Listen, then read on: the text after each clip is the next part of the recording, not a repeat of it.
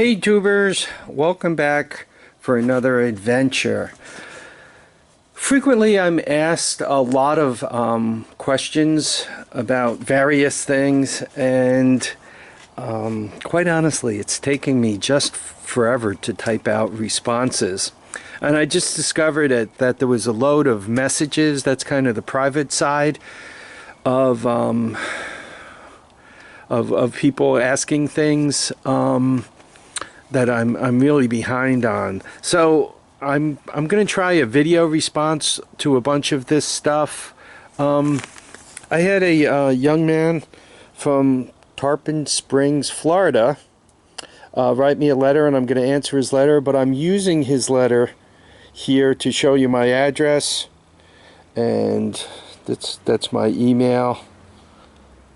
Okay, so that's one of the questions. Now, to answer his question first, this young man has a bike that the wiring harness is a train wreck on. Things are cut, no connectors. He's really got a mess. My suggestion when somebody runs into that situation is the first thing you really need to do is buy this setup. A lot of guys know that when you go to a hot rod show where people have fixed up an old car, and you pop the hood and there's a Chevy 350 in there with a turbo 350 or turbo 400 automatic, there's a reason for that. It's a standard package drive chain.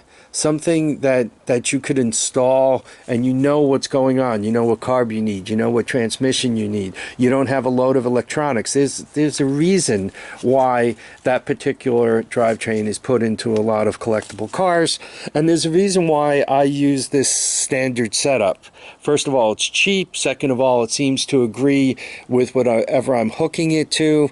So that's normally what I start with. So once again, there you go. Now, I've showed this setup working on a bunch of various different bikes, but probably one of the best videos I made was this setup running on the TRX 300EX, and in addition, going with this particular CDI. This is a 4-pin DC CDI. Go with that and get rid of the AC model, and get rid of and you go forward like that. According to the note though, he indicates, and you know, this guy's name is the dude, he indicates that he wants to get rid of the battery.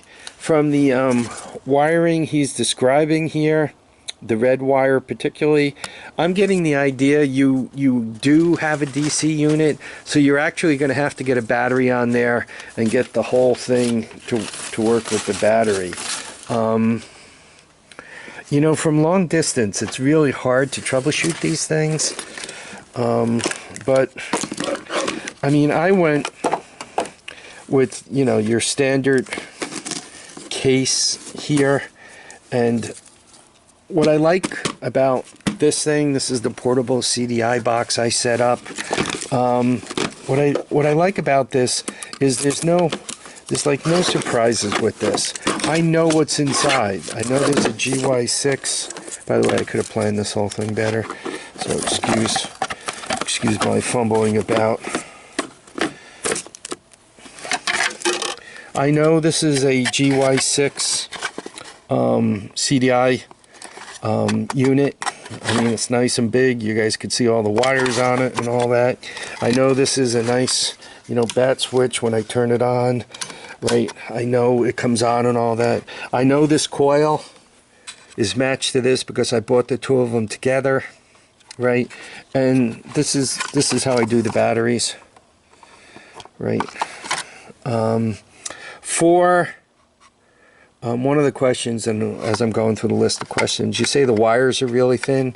This thing only uses like 50 milliamps, so the wires can be really thin. There's the next generation of box that I want to build when I get the time, right? Time. That I actually have a set of rechargeable batteries that will be going in here. Well, in a different box. I'm going to use the 4-pin. But, so, I mean, this is the basic box. You go through pieces. GY6 DC CDI unit, 12 volts DC CDI unit with the matching coil. You buy those on eBay. You buy the connector on eBay. It's really tough to solder the wires right onto this thing. A lot of times you'll give it something I call a hot foot, which unfortunately takes out the CDI unit. By hot foot, I mean the heat goes in and damages something, or sometimes you electrostatically damage the electronics in here. So I'd rather use a connector. I mean, the bat switch, that's something I liked. I mean, you could also wire it right into the ignition system. In my case, I put the batteries right here because I didn't want to think about the ignition system. So you're looking at batteries, a case, once again, 12 volt GY6 CDI switch, and the matching coil. Put it in a box. I cut up a couple of alligator leads. This goes to the blue and white wire. Ground and ground. Okay. Why did I go with 2 leads on ground? Some of the pulse generators have 2 leads coming off of them. Some of them have 1. You always hook to the blue and white. And then this one goes to the other lead. Sometimes it's green. Or I just hook that to the case, as in the engine case, and hook this to the engine case. So, there you go. So, yeah, for my friend in Tarpon Springs, I think you have a DC CDI, and I think you might actually have to do something with the wiring there, or I think you're going to have to build this box. And if you take a quick cruise through my videos, you'll see that. So, going through stuff people are asking for. My buddy Big Daddy, you're after my address. And there it is. And there's my email. And it might take me a while to get back to you. For Grand Prismatic, yeah, I'll go take a look at Marcel's video and see what he needs. From your description, he needs a starting solenoid. They're $6, eBay item, no problem. The only problem is mailing it to Canada is probably going to cost you more than $6. The Kickstarter shaft, typically, I don't know, call them $30. You know, might be plus 10 or 20, might be minus 10. You know, $40 plus or minus 20 bucks, let's make it that. But once again, shipping it to Canada could be difficult if he wants to get the Kickstarter going again. If he needs a starter, they're around $60. If he needs a battery, they're around $40. But mailing all that stuff to Canada, forget the price of the parts, just the mailing it to Canada, you could be looking at the major part of $100. I mailed a 200S, the bottom of the engine. I didn't mail the cylinder head or anything. So basically the transmission, flywheel, clutch, you know, cases on both sides, sprocket, just the bottom half of the engine. And I think it cost me $150 to mail to Canada. And it takes forever to get there. And you got to fill out a bunch of forms. They treat you like you're, you know, you're mailing something that could be troublesome to this world. Yeah, you're looking at it, snow. Snow makes Harvey just happy. So that's great. Prismatic. Cannibalizer, email address, once again, I just gave that to you. What is it? Mass 3RS, Shake 3, Lakota manuals. I will be getting back on the Lakotas because I do need them to move forward. That's a Lakota over there. I also have a Mojave over here. Yeah, what happened is I put that one together and discovered it was burning oil, like, you know, like the old coal burner diesels of yesteryear, and that one, though it was really pretty mint condition looking thing, that didn't stop it from jumping time. So if I'm lucky, and once again, in the case of the Mojave, it only jumped time and it didn't bang up the valves. If I'm lucky like that, I'm good. If I'm unlucky, I might be in difficulty, because it appears as if a lot of these things like to jump time, and if it damages the valves and heads and so forth, it's not easy to get parts, because once again, they're known for jumping time, and a lot of the, for 20-year-old machines, a lot of the parts are already gone. So that's Lakota. Big Daddy address, we already talked about that. Captain Jerk, I got the idea you sent me a package, but I didn't get it. So did you send it to this email? So if there's a package coming, I just haven't received it. For Garnett, you asked about a coil for, I believe it was an XR80. And that's the information right there. Dennis Kirk, that's their part number, 201281. And I think the part number from Honda is 2471536. Or they sell these all over eBay. Dennis Kirk wants like 15. You could probably get it from eBay for less than 10. Scooter Evolution, XR75. So your motor needs a flywheel and a stator. I was surprised. There were like none on eBay, which kind of took me back a little bit. I don't have one. I have one XR 100 motor that's complete, that I want to keep that way and actually put on a product as complete. I really don't. I don't like tearing apart running things, so I don't want to rip that apart. Yeah, I don't know what to advise you. Every once in a while, I see them go by on Craigslist, but I'm not the kind of guy who buys things and parts things out. I kind of buy and hang on to it. I would just keep watching eBay. It might be cheaper for you to get a whole engine that has a problem. Like a lot of times somebody will blow up, throw a rod, not change the oil, whatever, and whack an engine, and you could buy the whole engine cheaper than you could buy the flywheel, cover, and stator. Then you have a parts engine. It might be seized, but normally the transmissions and clutch, the bottom end, survive seizures, or sometimes they're well worn. Once again, normally the bottom end survives that, or they blow up the transmission. Sometimes the top end survives that, but the bottom end shot. I would try to get a parts engine. My advice. So that's Scooter Evolution. What's that? Mega Blonde 30. You're asking basically about one of these things, and your question has to do with, you changed the stator and pickup coil, and then you ran into the whole problem all over again. Okay, what I would do with that, I mean, I'm hoping you don't want to keep the bike stock. It's an 88. Even if you do, I would leave all the electronics there. And remember I showed that video on the 300EX, how to use, the pit bike ignition on it, which I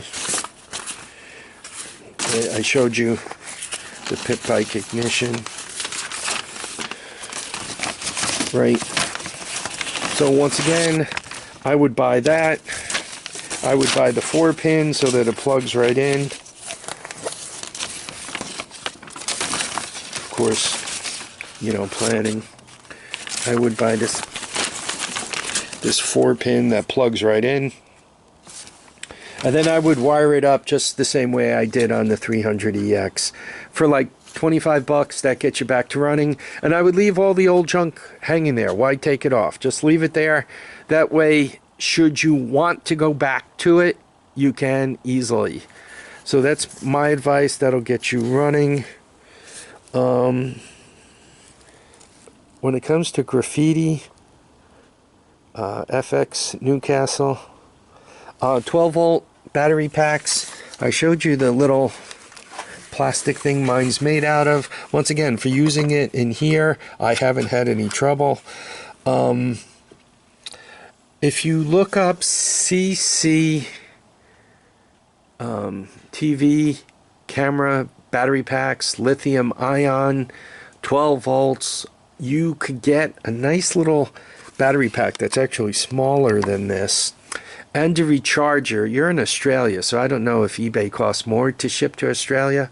They come out of China, but for like 20 bucks, you can buy the 12 volt lithium ion thing and put it right in here. It's smaller, it's lighter, you know, and the whole bit. For this, I'm not using a fuse. I mean, if worse comes to worse, I don't know, I take out $5 worth of batteries, right? It doesn't really hurt me too much. If I was using the lithium ion pack, I would definitely make sure I put in a, 1 amp fuse. And the reason why is if you short a lithium ion pack, you really don't want it to torch your little box, or worse yet, your whole bike. So that's the battery pack question. My old sled featured channel. I'm gonna have to thank you for making me one of your featured channels. You do a really good job with your snowmobile videos. I've learned a lot from your channel, and as a matter of fact, I wish you lived closer. I can have you help me with the carb rebuilds on that. One of you guys commented about having to buy me a new sweatshirt. I happen to love this sweatshirt. I mean, really. But it's had some troubles. This actually, believe it or not, caught fire. I was grinding and it caught fire, and up here the grinder got away from me and tried to attack me. Here it's just wear, right? You can see it's just worn. But oh, there it is. My arm caught fire too. So, the grinder sparks, they kind of set me ablaze. So, I love this sweatshirt. I had a friend who loved to do sewing stuff. My wife has no use for such trivia. She'll tell me to go buy a new sweatshirt. Anyway, I had a friend that did a lot of sewing stuff, and when she was unemployed, she offered to rebuild it for me. Then she got a job in a dental office. So she's busy now, and she has no time to sew it up. Poor Harvey sweatshirt. Chris Foster, routing cables.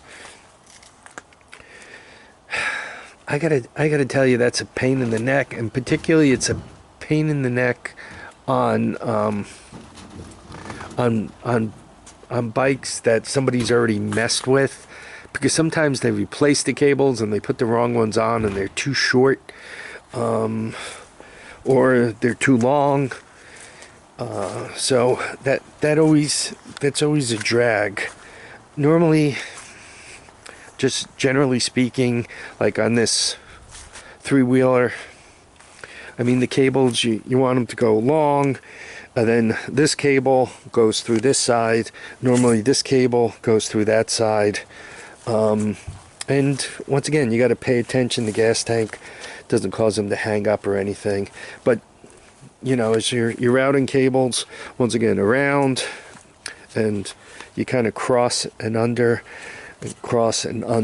and normally that works out the best for me.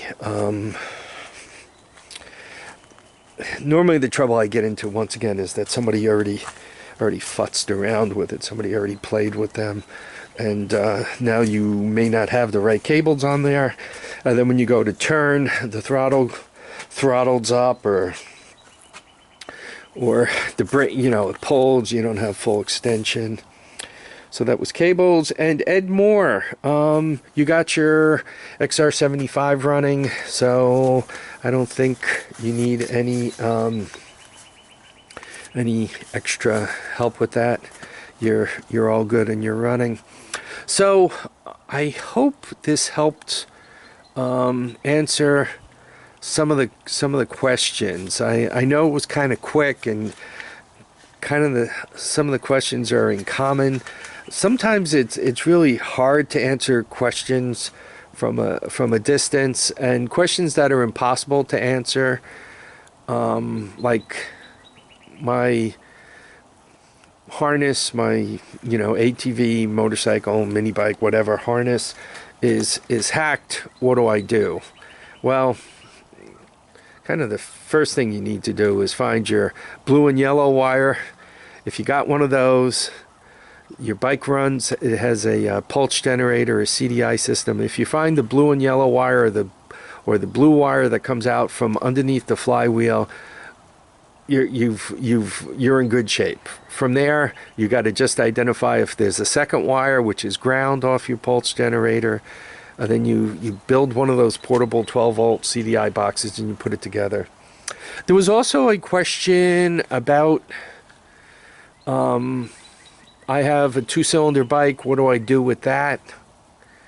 Or there was a question about a 4-cylinder bike. Well, a lot of times when you have a 2-cylinder bike, this one fires and this one's kind of in the,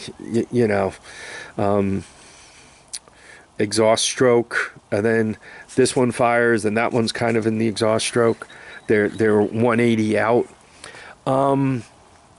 I've not, if I was trying to fire a coil for each one of those, the way I would do it is I would hook up the pulse generator to a CDI, and then coming out of the CDI, you find a lot of coils with 2 spark plug wires coming out of them. They're for 2-cylinder things, Polaris frequently.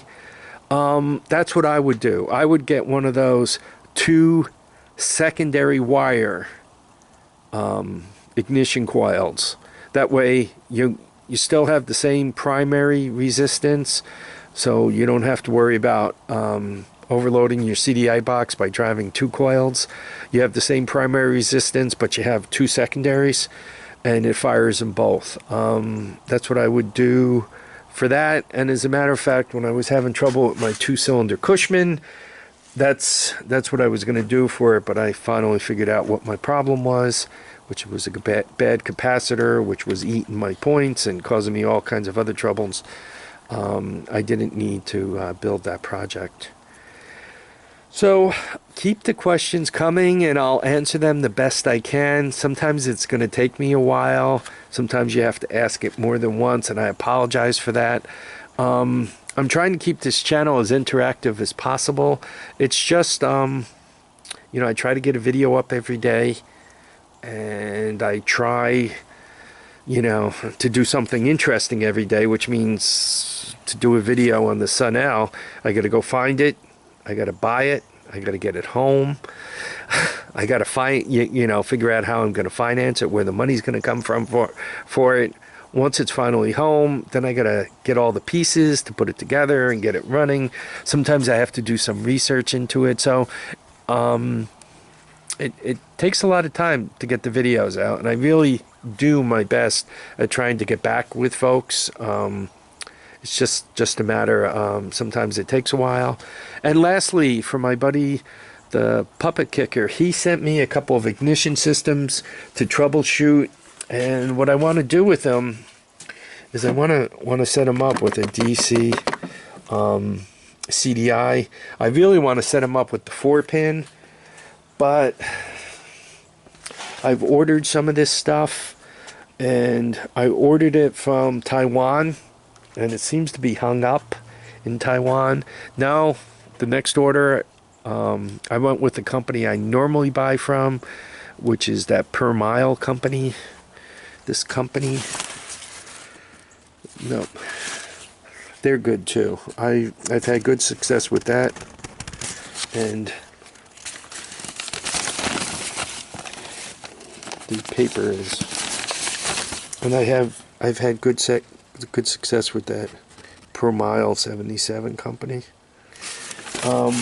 But for the first set I ordered from a different company out of Taiwan, and they seem to be taking forever to come to me. As a matter of fact, it's almost to the point where I'm going to end up getting refunds. So I reordered them from Per Mile. Hopefully I get them soon. But yeah, I haven't forgotten you. My problem is parts. I want to put something nice together for you and send it back to you. Though you did manage to get it running, so I'm glad your videos are progressing. But we'll close that loop soon.